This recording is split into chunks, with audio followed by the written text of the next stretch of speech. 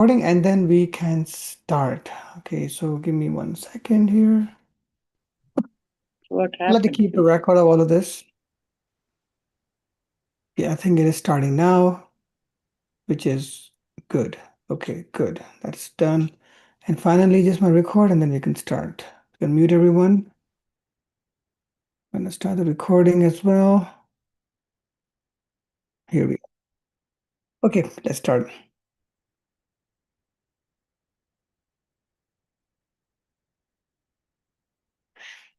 So today's talk is resistance training for beginners. So if you knew nothing about how to start lifting weights, how to increase muscle mass, how would you start? So today's talk is really aimed at beginners. If you are well versed in resistance training, you've been doing it for years, then this will be a bit of a refresher for you. But primarily, this is for beginners. Let's start now. Okay.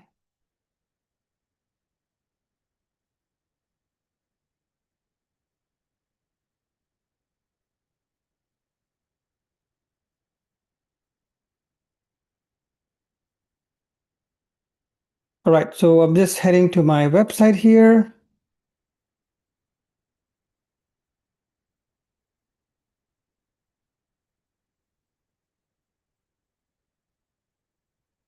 It's called A Beginner's Guide to Resistance Training.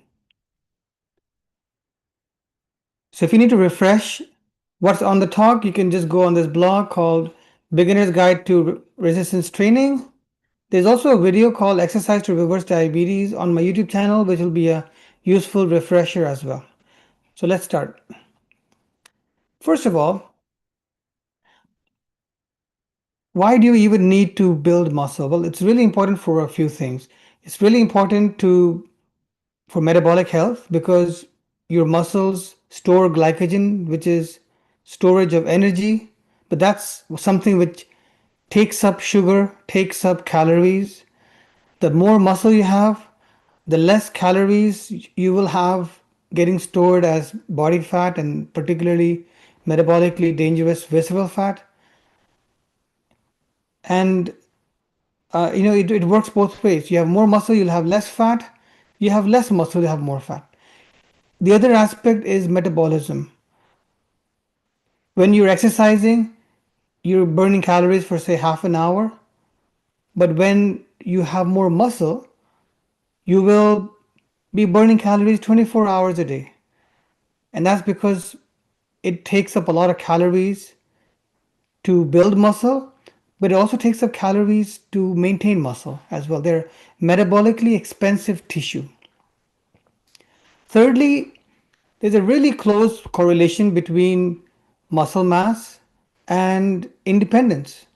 If you picture that person in a nursing home, sitting on a chair, perhaps in a soiled diaper, waiting for someone for hours to lift them off their chair and take them to the bathroom or to change them, compared to another person in the same age who is independent, walking, going for a hike.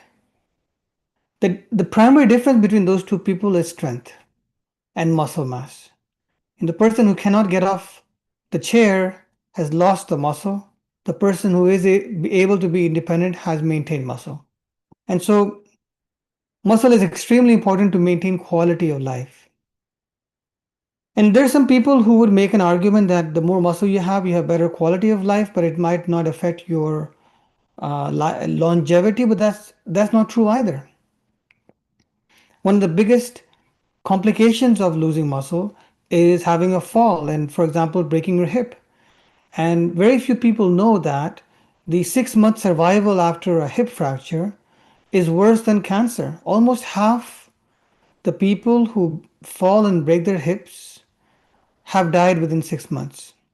And they'll have died because of a variety of reasons. They might have died because of a blood clot or perhaps uh, some other complication such as pneumonia, aspiration, etc. But it's just a sign of general frailness. And so lacking muscle not only reduces quality of life, it also reduces longevity and it has a huge impact on independence later in life as well. So, not to mention everything that we're talking about here, i.e., your metabolic health, reducing sugar, reducing your blood pressure, and just making your body more efficient. So, building muscle is extremely important. But before we start, I want to explain to you some bodybuilding jargon so that as we go along, when I say these words, you understand what I'm talking about. First of all, reps. Reps is short form for repetitions, the number of times that you perform a movement. So if you're doing dumbbell curls, the number of times you do it is the number of reps that you do. Once you finish that particular set, it's called a set. So you have multiple reps in a set. A split is the design of your exercise program. For example, you could have a full body split where you have, let's say, for instance, 4 compound exercises targeting all the major muscle groups. So, for example, doing upper body push, upper body pull, core, and lower legs, lower body. That would be a full body split. Some people would be doing a half body split. For example, they might combine upper body push with lower, and then the next day combine upper body pull with core. That would be a half body split. So, how you design your exercise program is called your split. 1 rep max is the maximum weight that you can lift at one time. So, that's your maximum strength, 1 rep max.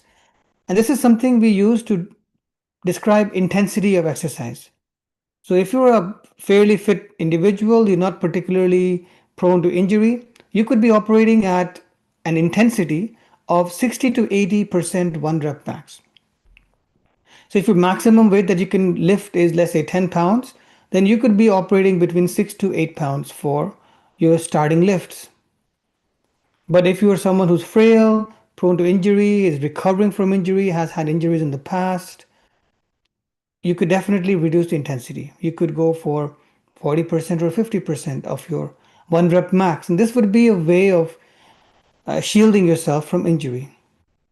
Research shows that as long as total volume is equated, the amount of muscle you grow is similar regardless of intensity and regardless of how heavy it is. And we will get to volume in a second. In fact, volume is the next definition that we need to look at.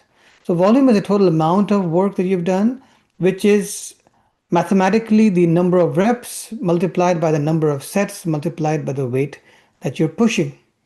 That's the total volume of work. And this leans into the next definition, which is what's progressive overload. This means gradually increasing your training demand and volume over time. And I'll give you some examples of progressive overload later in the talk.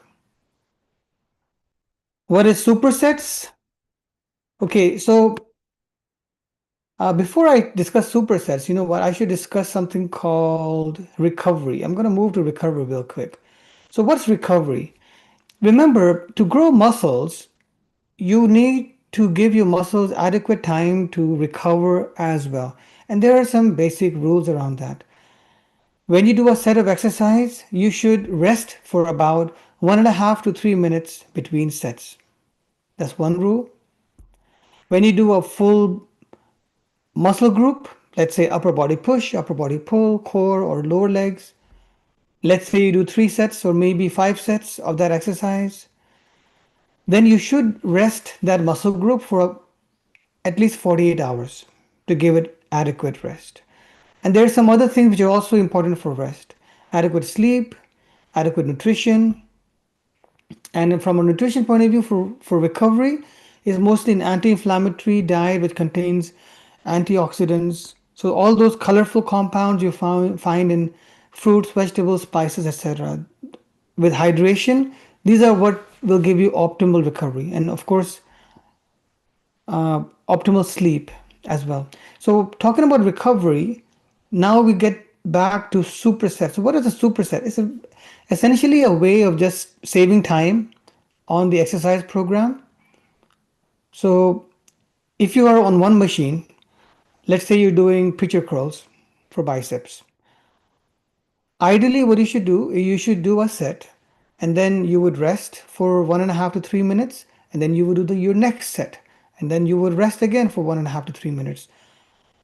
But if you have less time and if you have other machines available and it's not too busy at the gym, then what you could do is you could do one set of preacher curls, for example, and then you could move on and do, let's say, quad extensions or some lower body exercise. And what that would do is that would reduce the amount of time you have to spend scrolling your phone between sets, because while you're doing your leg exercise, your upper body is getting a rest automatically. And then you can go back to the upper body, then go back to the legs, and you can just swap and run like that. And it's just a time saving kind of technique, and that's called supersets. What's failure? Failure is exercising to a point where you can't complete one more rep with good form. We have form coming up later in definitions as well. But when you just can't do anymore, that's called failure. And then the next, that leans into the next definition called reps in reserve, which means the number of reps you had remaining in your tank before reaching failure. The reason we talk about reps in reserve is because let's say you're doing 5 sets of an exercise. Most people would not go to failure, which means complete fatigue, for every single set. That does risk more injury. And so what most people would do is keep some reps in reserve, which means failure with maybe not hitting failure, stopping 1 or 2 reps before failure, i.e., 1 or 2 reps in reserve for perhaps the first few sets, and maybe the last set or the maybe the last 2 sets they might go to failure.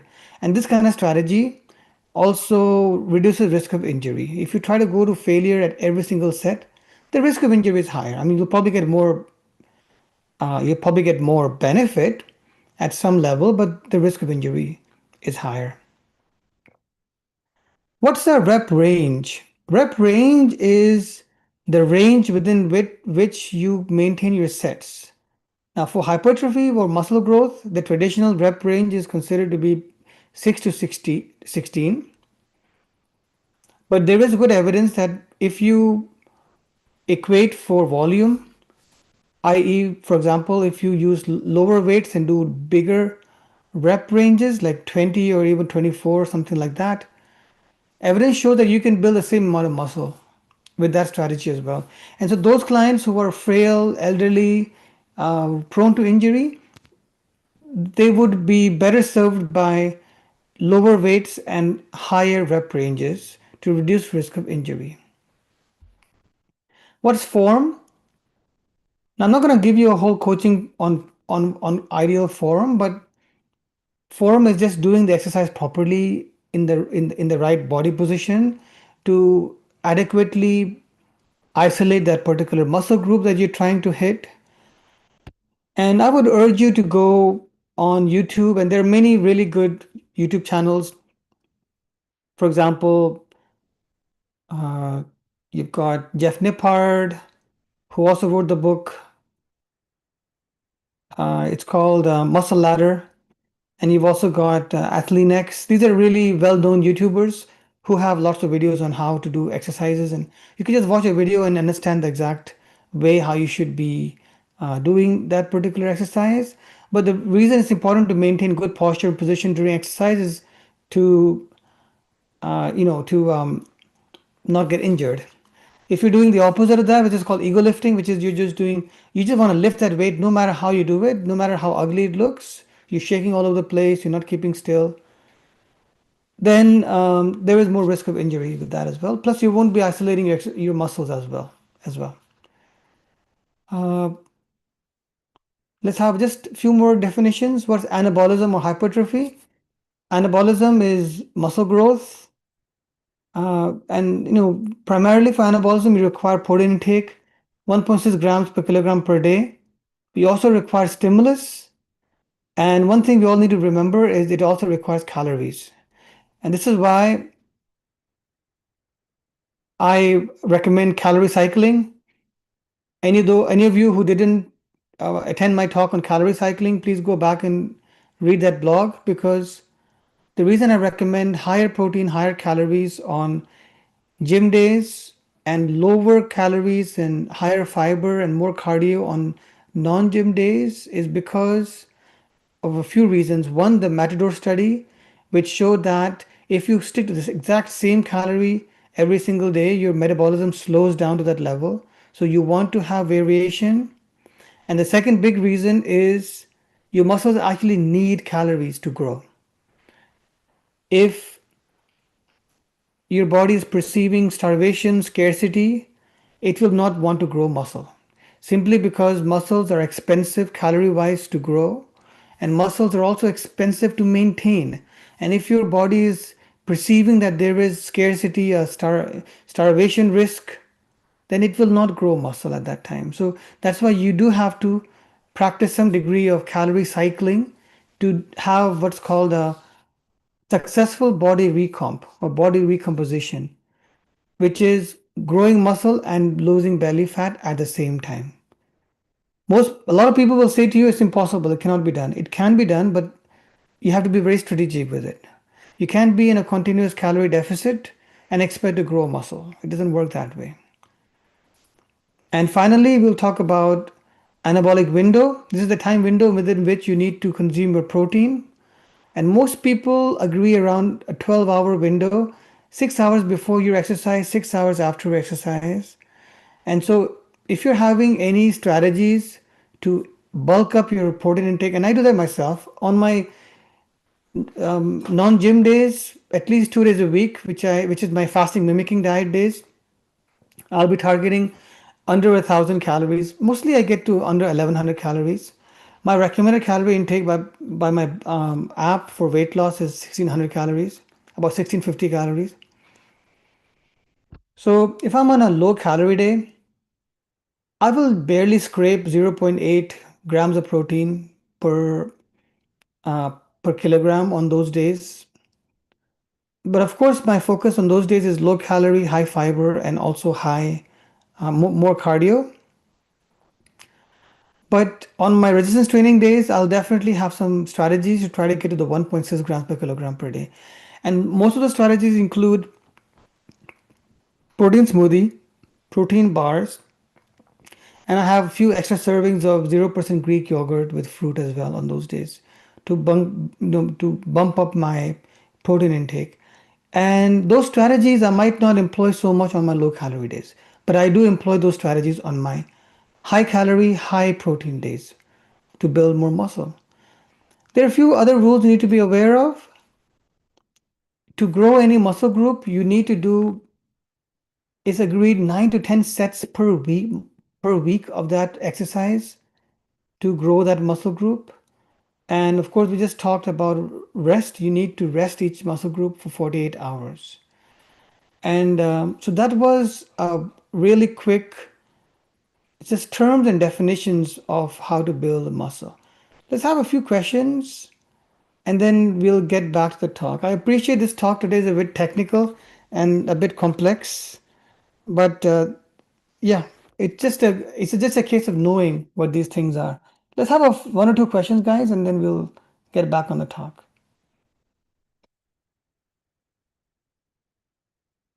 I can see Al unmuting himself. Al? Hi, doctor. Can you hear me? Yes. Yes, I was wondering how often would you do this exercise in a week? Like 2, 3 times a week or more? Yeah. So that's coming up on the next section. But that's right. It depends on various factors. You need to do about 9 to 10 sets per week.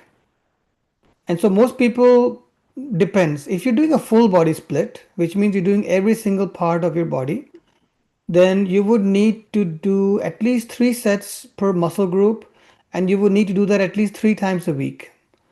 And you would also need to do that alternating days because you need to give your muscle groups 48 hours. So you could choose something like Monday, Wednesday, Friday, And if you just did one upper body push, which could be push-ups, one upper body pull, which could be pull-ups or something on a resistance band, one core exercise, which could be plank or sit-ups, and one lower body, which could be squats. You could do 3 sets each of all of those, and then you could do that 3 days a week, alternating days, Monday, Wednesday, Friday, or Tuesday, Thursday, Saturday, and that would be sufficient. But however, if you wanted to exercise 4 days a week, let's say, then it's not possible to build in a 48-hour rest. So you would have to do a half body split. So instead, what you could do is 5 sets, but only two body parts. So you could, for example, do upper body push-ups and squats, lower body, Monday. And Tuesday, you could do upper body pull, like pull-ups or resistance band or curls, and you could do core like sit-ups or plank or ab roller. And then on Wednesday or Thursday you would go back again to upper body push and legs, and then on Friday or Saturday again you'd go back to upper body pull and core. So depends, if you're exercising 3 days a week, you can, and if this is alternating days with a 48-hour rest, you can do a full body split 3 days a week. But if you're doing 4 days a week of exercise, then you could potentially do half body splits, but you have to do more sets, 5 sets at least, because remember, you need to get in 9 to 10 sets of exercise per week to have muscle growth. We're talking about that in the next section, anyways. Yes, just one more question. When it comes to exercise, what like is half an hour sufficient each time? Would it be or It absolutely depends on how long it takes you to do those number of sets. For most people, they need about 45 minutes. Most people. okay? Okay, good to Yeah. know. Good to know. Saida has a question. Saida, go ahead. Yeah. How about if we add swimming as well, on a weekly, twice or thrice basis? So if we add that, so how do we do the swimming, which is about, say, maybe 45 to 1 hour of swimming every twice or thrice a week, and the exercise? So how do we balance that out? Yeah, no, this is not an exact kind of science in the sense that swimming is technically more of a cardio type exercise, although you do clearly have to use your shoulders and your upper body and lower body for swimming. But we like to arbitrarily divide these things up into what's predominantly cardio and predominantly resistance training, and I would count that as more as cardio than resistance training. Okay, Just okay. like running or cycling or playing tennis. I mean, Mm-hmm. clearly, when you're playing tennis, you're hitting that ball, you're using your upper body and your elbow and everything else. But I would still call that cardio. I wouldn't count that as resistance training. So yeah, I would call Okay. yeah. It So sounds I would good. Yeah. count that as a cardio. Okay. Yeah. It's very good for you though. Swimming is excellent. Very, very good. Great. So let's move back to the talk now. Some of the questions that were asked, we're actually just hitting as part of the talk. So great. Let's get back.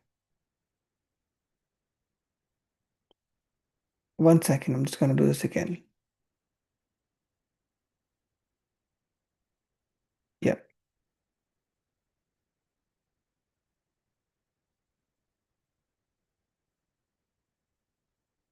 All right. So we just discussed these definitions. And we have a few studies here if you want to read them. Brad Schoenfeld is one of the giants of muscle building. Other people include Don Lehman and Stuart Phillips. Stuart Phillips is from McMaster University.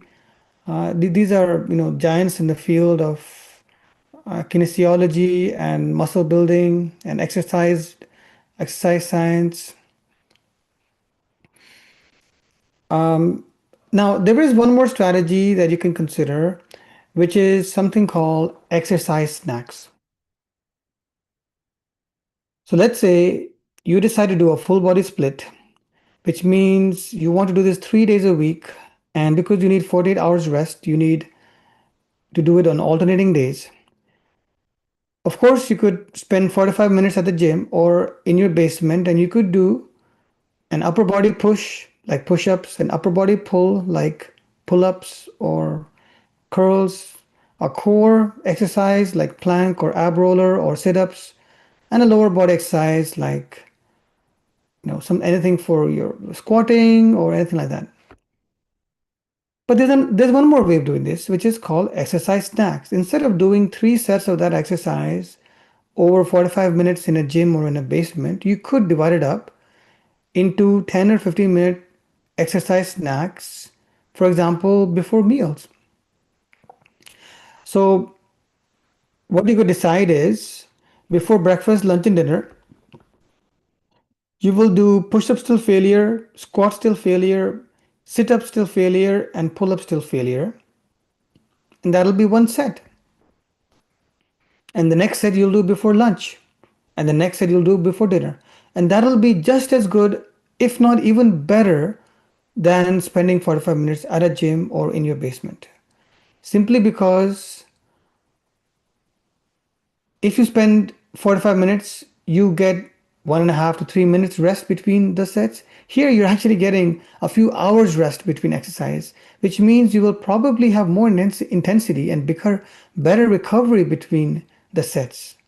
And so if you find it difficult to spend dedicated time slot in the evenings, but let's say you're working from home, you could spend 10 minutes before each meal to just do an exercise snack.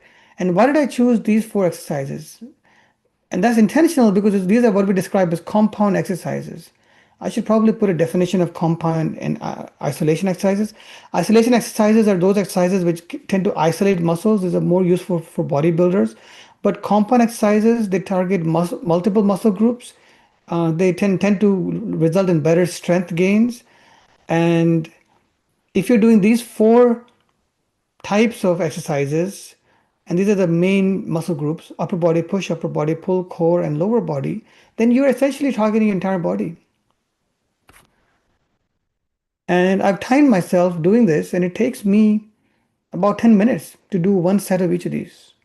And that'll be a good exercise for you. You can also do exercise snacks for cardio days, which can be very useful. But it would be more helpful after meals. Resistance training you should primarily do before meals. Cardio you should primarily do after meals. There was a study here which compared a 30-minute walk in diabetics in the evening compared to a 10-minute walk after each meal. And what they found in these diabetic clients was there was a 12% further reduction in sugar when they did the 10-minute walk after each meal compared to a 30-minute walk just once a day. And this was, you can see, published in Diabetes Journal. Because when you consume food, you take in sugar, your sugar goes up. And if you then at that time go for a walk, or perhaps you can get onto your exercise bike or your elliptical or your mini elliptical, then you will be burning that sugar more, utilizing it. And of course, diabetes is essentially a disease of not being able to utilize your sugar. That's why the sugar is high in the bloodstream. And so these are all the kind of splits you could consider. You could do whole body splits 3 days a week for 45 to 60 minutes. And you could do this alternating days so that you can get that 48-hour recovery. If you do 3 sets per 3 to 4 sets per exercise cycle, you'll be getting 9 to 12 sets of each muscle group in the week. The other option would be split training, which is 4 days a week, and you could then you would have to increase your sets to about 5 sets per exercise period, because you would be doing half body one day and half body other day. So for example, you could do upper body push with core one day, and then the next day you do upper body pull with legs. The reason you'll notice I don't combine upper body push with upper body pull is because if you do upper body push with core and you combine upper body pull with legs, then you can do supersets better, which means you can do upper body push, for example, push-ups, and then you can move to sit-ups, and then back to push-ups and back to sit-ups, and that way you get more rest. You can do those supersets we were talking about. A few more studies here in case you're interested. Example of progressive overload. For example, if you're pushing 15 pounds for 6 reps on the first week, then you move to 8 reps a week after, 10 reps a week after, 12 reps the week after, keeping the same weight. Let's say you're trying to stick to your 6 to 12 rep hypertrophy range. The week after that, you could increase from 15 pounds to say 17.5 or 20 pounds, but go back down to 6 reps and keep a note of how much weight you're pushing and how many reps so that you can implement progressive overload. And remember, even on non-gym days, you can consider some fasted cardio in the morning before you have breakfast, but also do some cardio after each meal because that'll reduce your sugar spike. And remember, we're trying to do some calorie cycling here. What we're trying to do is, it's going to come to calorie cycling real quick. What we're trying to do is have more protein, more calories on our resistance training days, which could be 3 to 4 days in a week. But 2 days a week at least, we're trying to do something called a fasting mimicking diet, where you try to limit yourself to under 1,000 calories. And any of you who haven't started tracking calories yet, this is a good time to start. If you do the 2,000 calorie days consecutively, that would be the 60-hour pattern.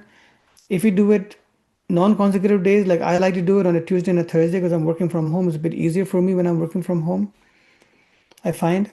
That's called a 5-2 pattern. And if you didn't attend the talk on fasting mimicking diet, then this is the blog to read about that. It prevents metabolic slowdown, it supports body weight composition, and it also improves overall adherence. So this was a study, the Matador study, which showed that intermittent calorie restriction, alternating with higher protein, higher calorie, higher exercise is more effective for weight loss than continuous dieting, and it also led to less metabolic adaptation or metabolic slowdown compared to continuous dieting. This is the Matador study.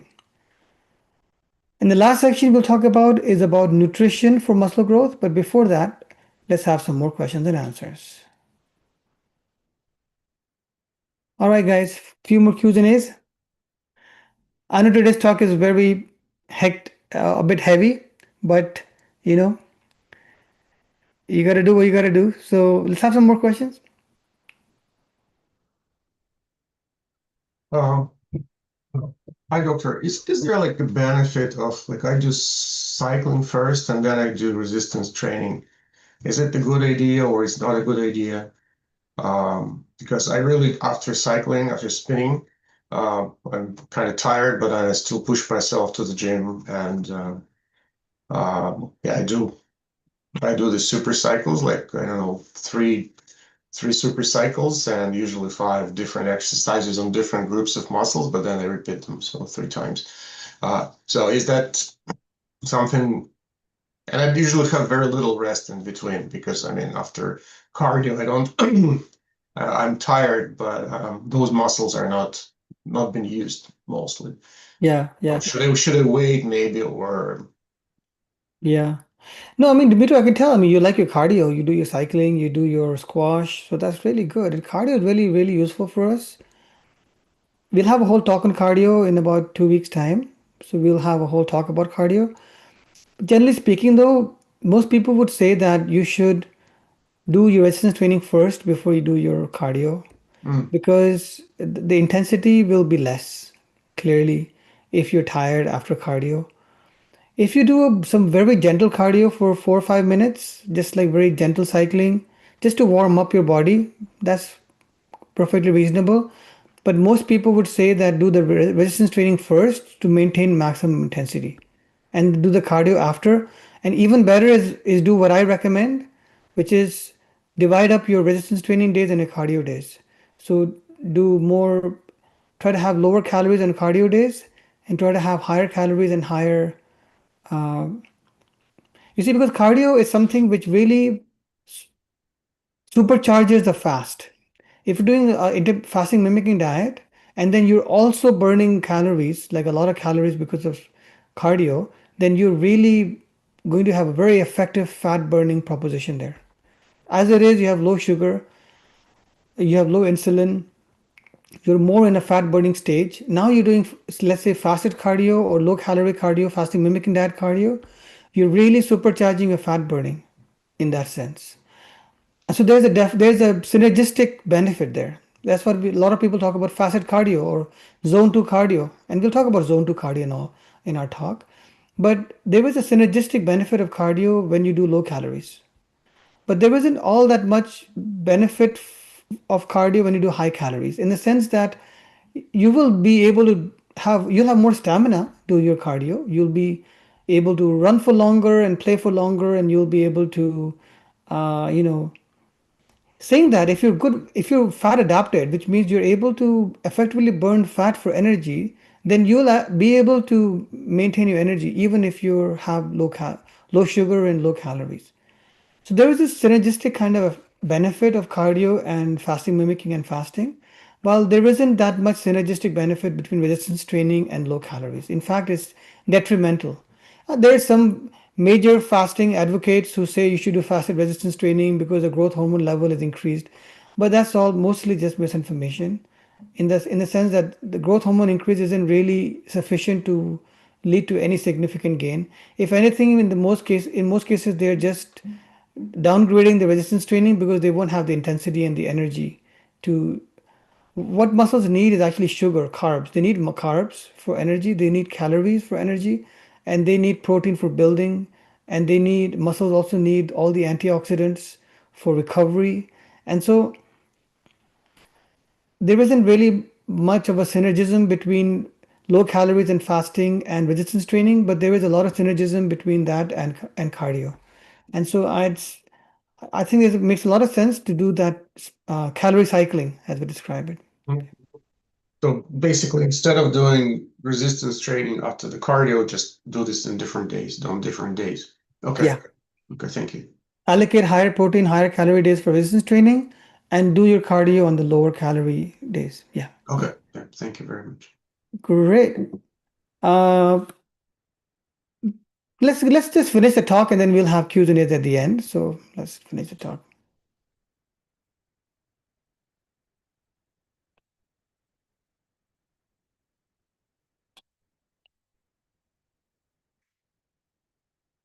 So protein intake, I tend to recommend anything from 0.8 to 1.6 grams per kilograms per day.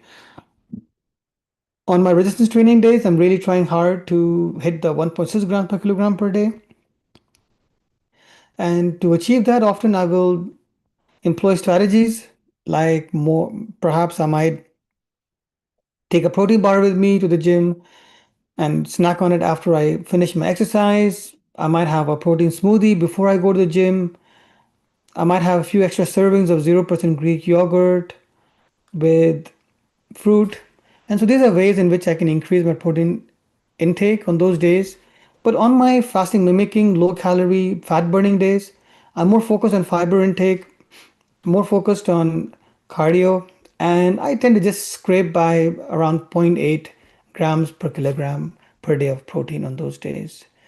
Remember, whenever I talk about protein, almost everyone goes out of the talk thinking they should be going to McDonald's and ordering a Mac burger.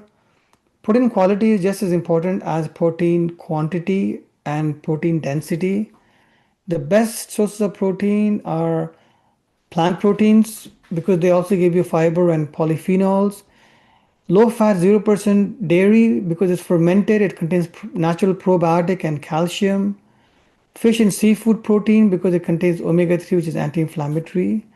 If your version of protein is beef jerky sticks, then that is, remember, high in salt, high in saturated fat, high in preservatives. It's not good for your health. And, there is this kind of myth that muscle building leads to heart attacks and kidney failure. And to an extent, it does, but not because muscles are bad for you, because bodybuilders, they do employ a lot of unhealthy things. Often they'll be taking anabolic steroids, testosterone, which causes blood clots, and they'll be taking all kinds of anabolics, which are unhealthy, increase blood pressure, etc. Additionally, often they will be big into red meat, eating lots of beef, lamb, goat, and pig, and all kinds of red meat and saturated fats. And of course, we know that saturated fats block blood vessels and cause heart attacks. And so, protein is important, but it's important to remember what's coming for the ride. If you're getting fiber, omega-3, probiotics, and minerals coming along for the ride, that's healthy for you. If you're getting salt, excess refined sugars, preservatives, and chemicals and saturated fat coming for the ride, that's not healthy for you. So protein quality is just as important as protein quantity. There are some nutrients which are very important, and we'll talk more about these nutrients like calcium, vitamin K, and magnesium in the next talk about bone health, because these are particularly useful for bone health. There are also certain supplements that you could consider to optimize. Now,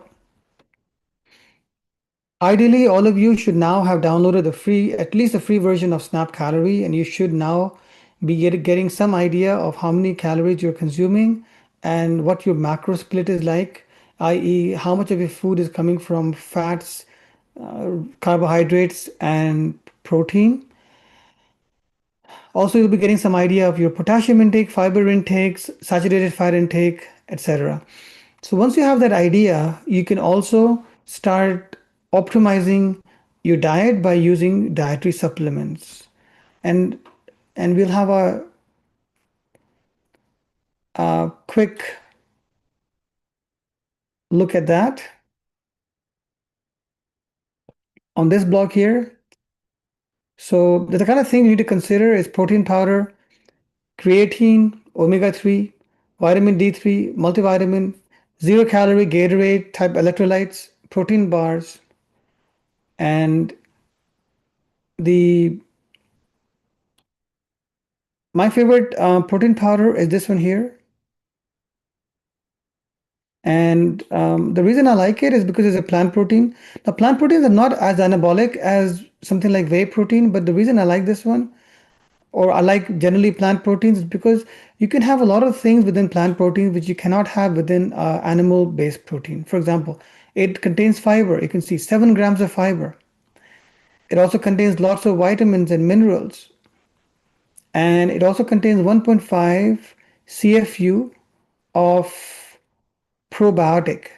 And of course, you cannot have probiotic within animal-based protein because probiotic needs fiber to feed itself. And so you get a lot of superfoods, like you can see there berries and spinach and kale and that kind of stuff. And you also get probiotic, you also get fiber. So although a plant protein might not be as anabolic as animal protein, you can pack it with superfoods and fiber and probiotics while you can't pack an animal protein with that. So that's why I prefer a plant protein. For women, taking a soy protein could be quite beneficial because soy protein is also a major source of soy isoflavones, which will which has further benefit. It contains soy isoflavones, and soy isoflavones are phytoestrogens, which are shown to improve bone density, reduce risk of breast cancer. We will talk more about soy isoflavones when we talk about bone density and bone health next week.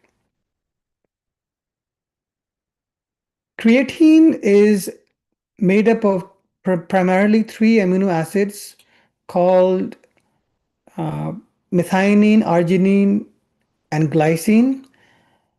So creatine is essentially creatine monohydrate, which what it does, it increases your strength, helps you build more muscle, improve your performance. And how does creatine do that? It does that by being a phosphate donor. So just a bit of chemistry for you guys. What happens is in your body to produce energy, you need to convert ATP into ADP. Adenosine triphosphate gets converted to adenosine diphosphate, which means it loses one phosphate.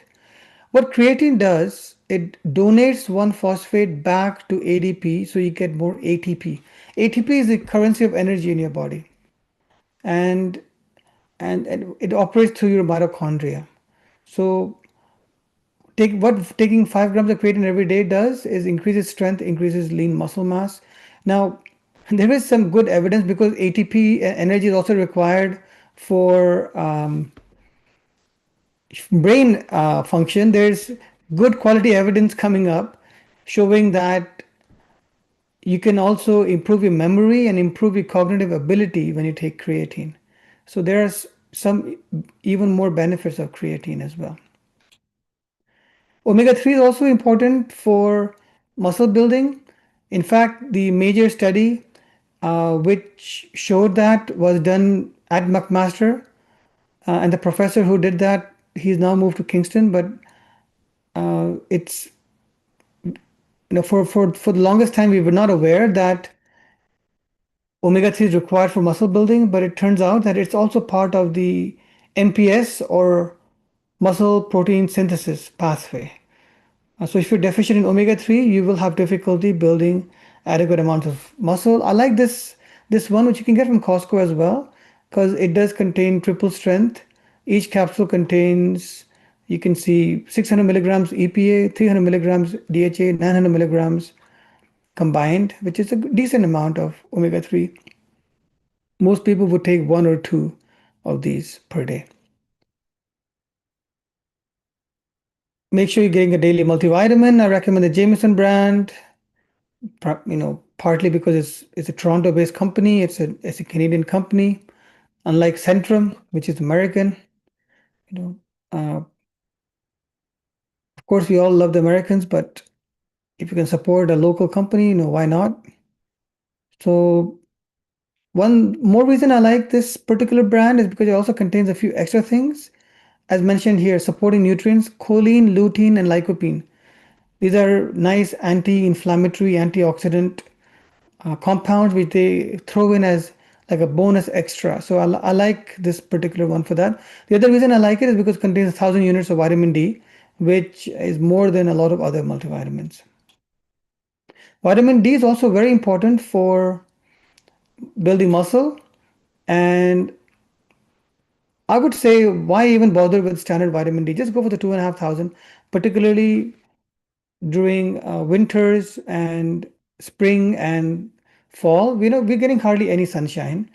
And so just take the extra 2,500. This is dirt cheap. You can see $5 for 180 tablets, which is enough for 6 months.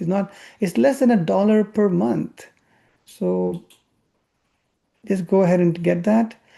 Once summer comes in and you're getting more sweaty and doing sweaty workouts and you're playing squash or you're doing cycling, make sure you got your electrolytes. You'll get lightheaded and you might feel a bit unwell if you're doing some fasting, if you're doing fasted cardio, and then you end up on a cycle or playing squash. Make sure you have your electrolytes. And if you're trying not to break your fast, it can be really useful to get an electrolyte which has no calories or very few calories. So this one has 5 calories per pack. And this can be really useful. I find them really, really useful. I mean, I would never go play tennis without my electrolytes with me, always, because you can maintain your energy for the whole hour. Otherwise, I find I'm starting to get tired after half an hour. I'm not running for the ball as much. But if I've got my electrolytes on board, maintain my energy, burn more calories, but you're not getting those calories back when you have your 0-calorie electrolytes. And yeah, you can get this from Costco as well. But if you're going to the gym, go get yourself a protein bar. Nothing wrong with that. For something like 190 calories, you can get 20 grams of protein. Something like this Quest bar. This is actually a animal-based. It's whey protein-based bar, but it's got the best macros. If you're really worried about the macros, but if you'd rather have a fiber containing plant-based bar, this Simply Protein is a plant-based bar. but it doesn't have as much protein though. It's got 13 grams of protein. That one had 20 grams of protein. Somehow the Quest bar also has a lot of fiber though. I'm not quite sure why it has so much fiber. 12 grams of fiber is a lot of fiber, along with 20 grams of protein with 170 calories. I'm fairly sure that it says here is whey protein, so it's animal based. It contains stevia. So I'm guessing they just add fiber in like a supplement. They just add, it says here polydextrose fiber. So this is actually a really good combo. If you look at the numbers, you can't beat this Quest protein. It's really good. 170 calories, 20 grams protein, and even 12 grams of fiber because they added in the fiber artificially. The Simply protein is a plant-based protein, which is why it contains less protein. It contains about 13 grams, but it has less calories as well, 150 calories, and also contains 7 grams of fiber. But the fiber hasn't been added in. The fiber is likely just there because this is a plant protein, and plant proteins naturally contain fiber. You can mix and match both of them as well. You don't have to necessarily go for one or the other. And that is today's talk done. Yeah, we can have some more questions for 5 more minutes. And the next talk will be about bones, and the talk after will be about cardio. Great. So let's have some more questions. Particularly if you have any plans, like how you're planning to add exercise into your routine, I'm really interested to hear. So Vivek has just unmuted himself. Vivek, go ahead. Hi, doctor. Uh, you said like the plant-based proteins are not anabolic as much as the animal-based proteins, right? So what do you mean by saying anabolic? So I didn't understand that term. Yeah, so anabolism means the ability to build muscle. The reason they tend to be a bit less anabolic is number one, the amount of protein tends to be less. So, for example, one scoop of plant-based protein will have about 20 grams of protein, while one scoop of whey protein will be about 25 grams of protein. If you looked at that Quest bar, it contained about 20 grams of protein per bar because it was an animal-based protein. But the Simply protein bar, it contained about 14 grams of protein because it was a plant protein based bar. The other thing is the how complete the amino acid profile is. The animal based proteins have a more complete profile because animal protein is basically the same as human protein, right? And it also contains more of the branching amino acids, which is the more important amino acids for muscle protein synthesis. These are leucine, isoleucine, and valine. Regardless of that, I prefer plant proteins, and I myself use plant proteins because remember, it's not like you're trying to build your body for some kind of major gym session or bodybuilding competition in 6 weeks' time. This is a long-term strategy. This is something we want to do for the long term. And in the longer term, I would rather consume plant proteins than I would consume animal-based proteins because they're less inflammatory, they cause less heart risk. Also, as you saw with the plant protein powder, you can package a lot of really healthy things like fiber, probiotics, vitamins, and minerals into plant proteins because these are basically coming from plants. But you can't really do that with an animal protein. And so I just see more benefits longer term with plant proteins, which is why even currently I'm using this plant protein bar called True Bar from Costco. It's a plant protein based bar. It contains less protein, about 14 grams, but it contains almost the same amount of fiber, about 13 to 14 grams of fiber. But I prefer that over animal based protein. Thank you, doctor. Let's have one last question because we've only 2 minutes left. Oh, Dimitri, go ahead. yes. May I ask a question about creatine? I tried creatine before, and there is one of the effects I noticed is it just holds the water in my body. So actually, I'm gaining weight with creatine, and it takes a while then just to get rid of the water, even though it helps with the building muscles. Um, is it like Is it normal or is it okay, especially when you're trying to lose weight and at the same time to sort of do the resistance training, then suddenly you get more water in your body because of creatine, so your weight doesn't go down, so you actually don't see any benefits of Yeah, trying yeah. what you want to In do. fact, Dumir is a really good question, and that is something that I am talking about in my next video coming up on YouTube. Essentially, don't think about scale weight. Don't focus on scale weight because we're very focused on the wrong thing. Think more about that bioimpedance scale that we talked about. Think more about body fat and muscle mass. A percentage of body fat, percentage of visceral fat.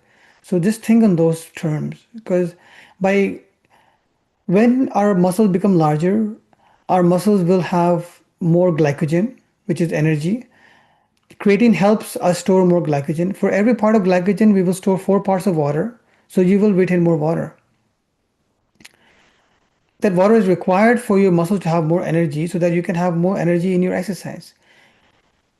But don't get dissuaded by or disgruntled by the scale weight. Water weight is not bad for us. Water weight is harmless. So what we're trying to do is increase muscle mass and reduce visceral fat and reduce body fat percentage. And so the way I look at it is, yes, it does have an effect on scale weight. After a while, that scale weight does stabilize. The water intake effect of scale weight does stabilize. My recommendation is don't worry about that scale weight because we're not trying to reduce scale weight technically. We're trying to reduce body fat percentage, we're trying to reduce visceral fat percentage, we're trying to increase muscle mass. So even if you have to have more energy in the form of glycogen and water in your muscles to allow you to have more intense, impactful resistance training to grow more muscles, that is worth it, even if it doesn't show so much on the scale weight. Okay, Yeah. thank you very much. All right, good to see everyone. We'll catch up with everyone next week.